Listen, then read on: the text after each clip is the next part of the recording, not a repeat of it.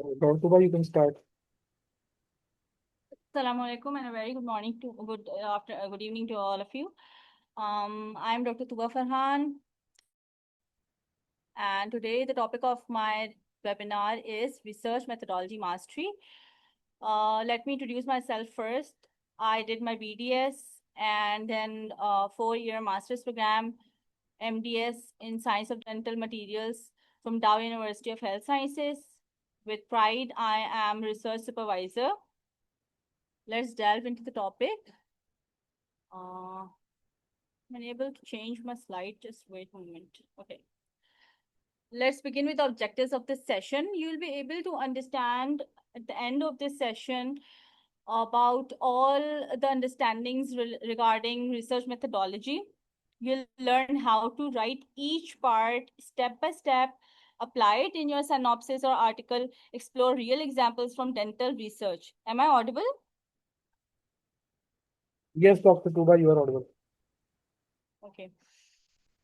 So what is research methodology? Research methodology is a structured step-by-step framework learning how a research study is conducted from identifying a problem, collecting, analyzing, and interpreting data. Think of it as the recipe of your research. Like if you're cooking something, we just search a recipe on some website or YouTube and then we start cooking. Similarly, we have to think about the methodology of that research of whatever topic that interests us. It usually comes under the heading of materials and methods section when we are writing article or when we are reviewing any article. It should, include what did you do, how did you do it, and why did you choose that method. It should include all the WH questions of the study. So it should include all these components: the study design, study setting, target population, inclusion, exclusion criteria, sampling technique, sample size, group allocation, materials, tools used, data collection procedure, outcome measures, statistical analysis, ethical considerations. We'll delve into the details of each one by one, so don't worry. So what's the study design? We should choose study design based on our objective. If we want to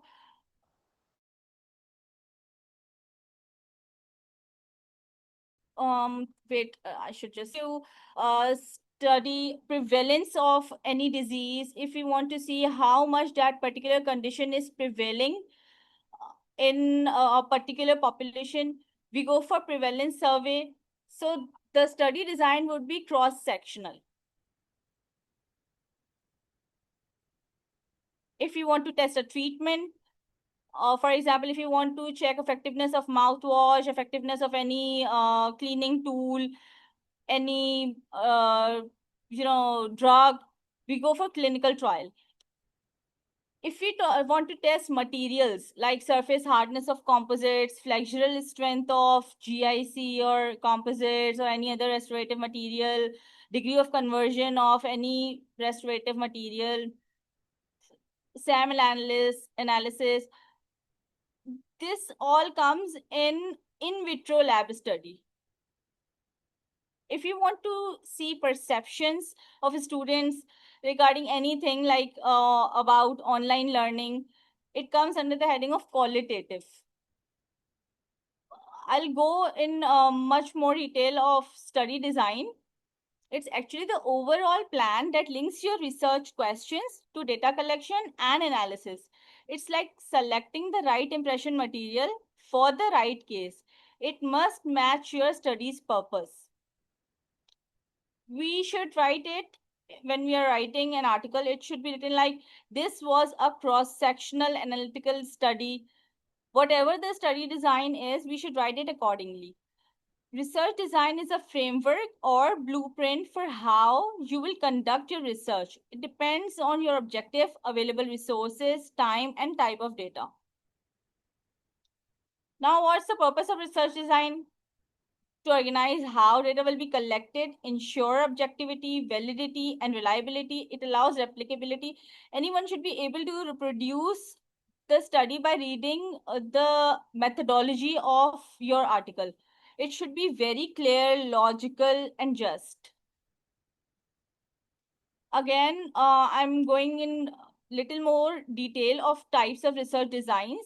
Descriptive, it describes the characteristics without testing hypothesis.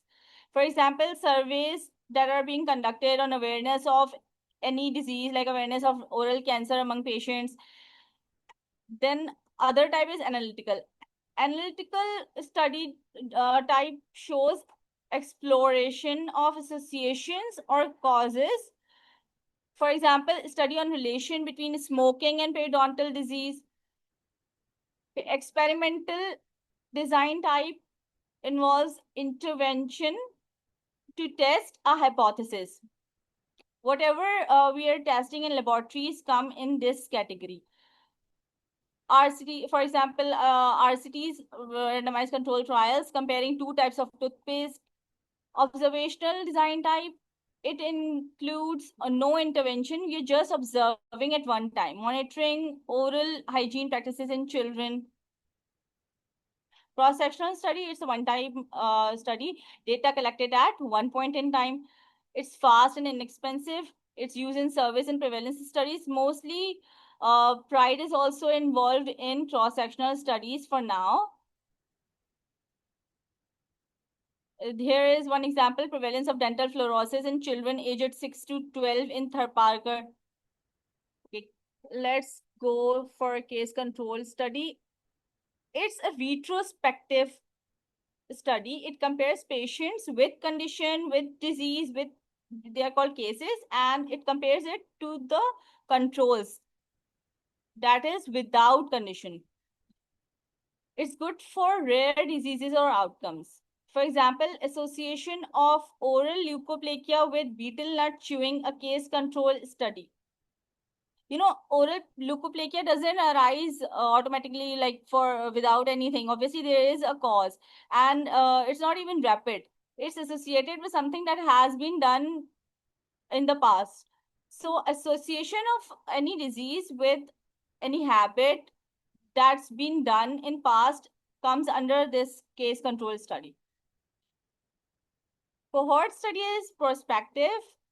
Mostly, it follows over time. It compares two groups based on exposure. It's time consuming but powerful. For example, incidence of gingivitis in patients using manual versus electric toothbrush over 6 months. In cohort, actually, we follow that patient over time. We ask them to, we give a certain drug to a case group, and we follow it. It becomes a cohort, and then other group that we're not giving any drug is the control group. The randomized control trial, it's a gold standard in clinical research. Participants randomly assigned to groups can infer cause effect. Examples include effectiveness of herbal mouthwashes versus chlorhexidine on plaque reduction, a double blind RCT. It's mostly done by experts, whereas cross-sectional are mostly done by undergrads. In vitro experimental study, these are conducted in lab settings, often on extracted teeth or materials like restorative materials. For example, comparative evaluation of compressive strength of 3 restorative materials, or we can say impact strength of 3 or 4 impression materials, or denture based materials.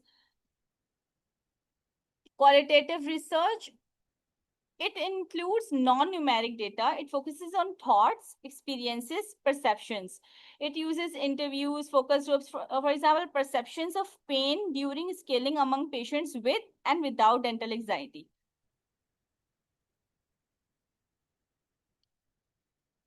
So, if we want to measure a condition at one time, the study will be cross-sectional. For example, survey of dental caries in school children is a kind of revision.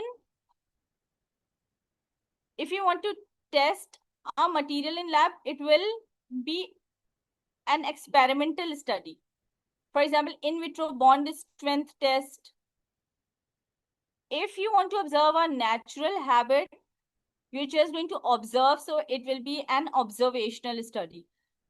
For example, oral hygiene in hostel versus home students. If you want to compare a treatment, it will be under randomized controlled trial. For example, fluoride varnish versus toothpaste. And if you want to investigate rare condition, it's mostly under case control. For example, oral cancer and tobacco history. Study setting. Now, where and when you will be conducting the research. Now, I've used this future tense in my first sentence because when you write in synopsis, you're using this future tense, and when it's the time of writing of article, you use past tense. So this study was carried out at the Department of Periodontology, JMDC, between January and March 2025. This all is in past tense. And it's what is it actually showing? It is showing where and when was the study conducted. Target population plus inclusion exclusion criteria. Population, basically, it's the participants being involved in the study. If we are involving BDS students, third year and final year, general dentists, consultants, whatever the participants are, that is the target population. Inclusion, whoever is included in the study or whatever kind of teeth are included in our study, that comes in inclusion criteria. Like people who are willing, people aged, we specify some age limits, people aged 20 to 25 enrolled at institution. For in exclusion criteria, those who refuse to give consent, those who refuse to fill form, those who are on antibiotics, or for example, if you're conducting a study on extracted teeth, carious teeth were excluded. Sentences like these will be written. Okay, sampling technique. In simple random, we draw names randomly. In systematic, every fifth patient or every fourth, we just decide a number every nth number of patient coming to the OPD, or any participants are just given a specific number, and every third number of a person coming in any room will be involved in the study. Stratified, we divide by year, gender, we just divide it for convenience. Whoever is available, like whoever the patient will be coming, we'll just include that person in our study because it's just suiting us, it's just convenient to us. And we'll be writing it like stratified sampling was used to select equal participants from each academic year. Sample size is mostly calculated using WHO calculator, openappy.com. You can even ask your supervisors to guide you about sample size. So you can write it like sample size of 120 was calculated using OpenAppy based on 50% estimated prevalence. Mostly it's around 380 for Karachi. Group allocation, experimental versus control group. If we are giving a treatment to one group, the other group that's not being given that treatment is the control group. Randomization method, participants were divided into two groups using a random number generator. Materials and tools. For whatever study is being done, we should involve whatever the tools and materials were used in that study in this material method section. For example, if it's a clinical study, we'll be needing mouth mirror, probe, explorer. If we are using any index, periodontal index or gingival index, oral hygiene index, DMFT, we'll be mentioning it clearly in the methodology section. For questionnaire, modified dental anxiety scale if you're using that, or whatever questionnaire we are a structured questionnaire was used. You must have read some at some point. So those authors must have created structured that questionnaire. A questionnaire can be adapted from previous studies as well, and you can structure it as well. Equipments like universal testing machine, FTIR, whatever equipments are being used, you should mention it all in this methodology part. Procedure, step by step, whatever you did, you should mention it. Like a consent was taken, this index was applied, the scores were recorded in the form of whatever the scores were. Then the procedure was repeated after 1 week. Use past tense part in writing, as I told you. Where should I just move it? Okay. Participants were examined using the oral hygiene index under daylight. Like this, you have to clearly write in methodology part. Outcome measures and statistical analysis. For quantitative studies, for example, plaque scores are written, and tests like t-test, ANOVA are being conducted. For categorical, gender brushing habit, chi-square is usually done. Softwares that are mostly used are SPSS, GraphPad, Prism. You just write the whole data in an Excel sheet and then use SPSS to calculate.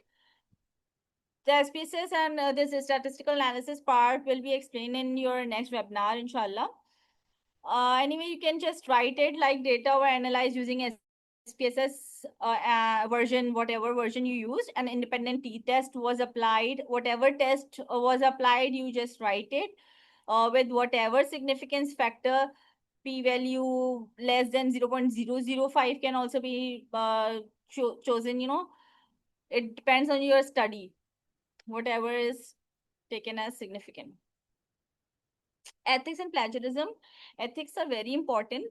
You have to obtain IRB approval, take informed consent, keep data anonymous and confidential. You can use Turnitin or Grammarly to avoid plagiarism. I'll tell you more tools as well in the upcoming sections.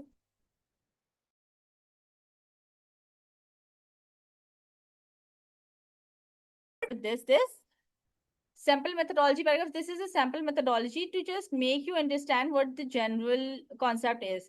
This cross-sectional study was conducted in the Department of Community Dentistry. Whatever the department is, you just mention it all, the college name, from which date to which date. It's not like you just do the study for the whole year. You have to mention it and do it in that specific time. A total of 120 undergraduate students were selected using stratified sampling. Inclusion criteria included age 20 to 25 years and a willingness to participate.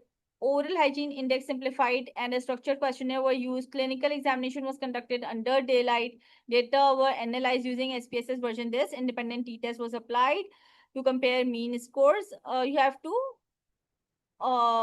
take it as a sample methodology, but obviously not copy it. Paraphrase yourself, or you can use tools like Quillbolt. What are the do's and don'ts? Use clear scientific writing, write in past tense, follow logical order. What you don't have to do is you don't just leave out details. We write down each and everything in detail so that anyone who is trying to reproduce the study using your methodology can be able to reproduce it, replicate it easily. You don't use vague terms like the data was checked. Don't forget ethics and consent. It can be an activity for you guys.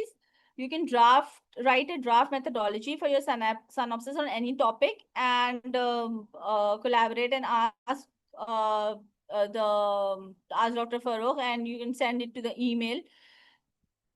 for the topic can be like dental anxiety levels among third year and final year BDS students. Define, design, population sampling tools, tests. You can even conduct whole study and begin your research journey. These are the free tools for research that will help you for references. You can use EndNote, Zotero, Mendeley. Mendeley is free, and EndNote you have to ask your institute.